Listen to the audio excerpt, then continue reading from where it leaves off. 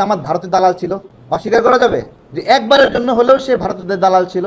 তারপরে হয়তো বা তৌবা করছে, কিন্তু ভারতের দালাল কোনো না কোনো সময় সে ছিল।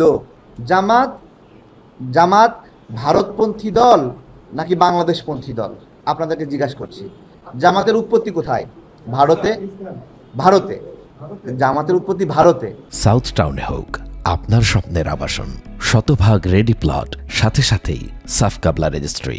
আচ্ছা, আপনারা তো বা সবাই তো এই ট্যাগ দিয়েই ফেলছে যে আওয়ামী লীগ মানে ভারতীয়, নাকি? আওয়ামী লীগ মানে ভারতীয় বলছে না?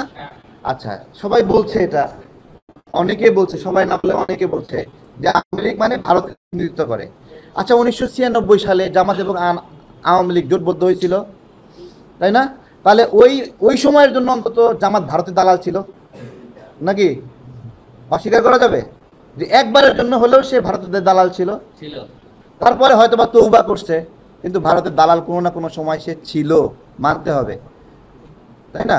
তো এইসব মানদণ্ড অনেক আসবে। মুদ্রার প্রতিপিট বলতে আমি আপনাকে বলি, তিনজন মানুষ, আপনারা তিনজন আছেন, তিনজন মিলে আপনি শক্তিশালী আর বাকি দুজন দুর্বল, ঠিক আছে? দুর্বল মিলে শক্তিশালীকে পরাজিত করলেন, তারপরে শক্তিশালী যে পরাজিত হলো, এই দুই দুর্বলের মধ্যে শক্তিশালী যে পরাজিত হলো, পরাজিত শক্তি, সেই দুই দুর্বলের মধ্যে দুর্বলকে সমর্থন করবে না শক্তিশালীকে সমর্থন করবে? দুর্বলকে সমর্থন করবে, যে পরাজিত।